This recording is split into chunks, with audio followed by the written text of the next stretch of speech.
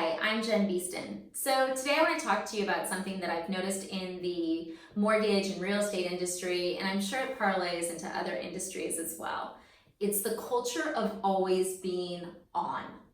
So when I started in the mortgage industry, I would go into an office, I'd be there probably 8 to 6, and then I would come home and I would have my family time, go to bed, read a book, have a life.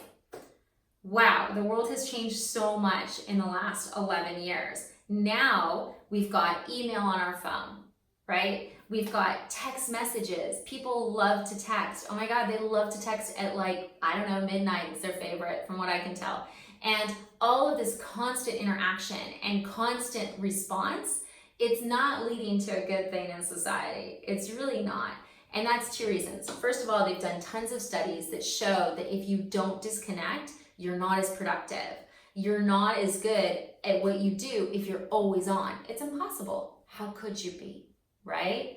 But the expectation now is that people have to respond to each other within minutes. Like, I texted him, why hasn't he responded? Why isn't he that used to just be for dating, but now it's for people like your insurance agent. That's crazy. It's crazy, guys. It's crazy. We all need to take a step back.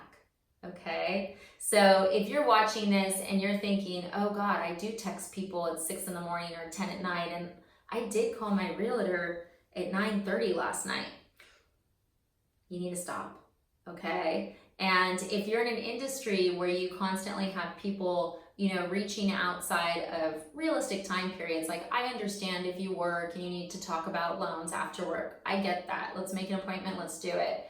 But if your constant MO is just communicating as soon as you have a thought, you need to think about it. And the reason is, I actually stopped doing this probably about 2 years ago.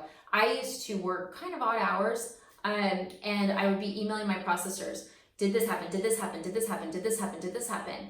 And I didn't actually expect them to respond. I was just trying to get it off my plate. However, they felt like they needed to respond. So instead of it just being me working unusual hours, my processors started taking away from their lives so they could work unusual hours so they could respond to me. That's wrong, okay? So now I don't email my processors, I don't email anyone in my team unless it's an emergency. And an emergency is like an emergency. An emergency is not like a realtor called me and they have a question. That is not an emergency. I'm sorry if you're a realtor and you feel like it is, it's generally not. Okay, an emergency is like something's wrong, okay? And it's been a really good thing for all of us because we're able to focus on our work during realistic hours and we're not constantly feeling like we have to be on.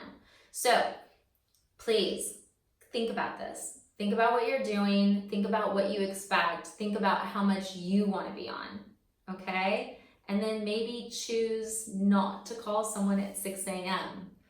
Yes, this is dedicated to a client who called me 6 a.m. 3 days in a row. Yeah.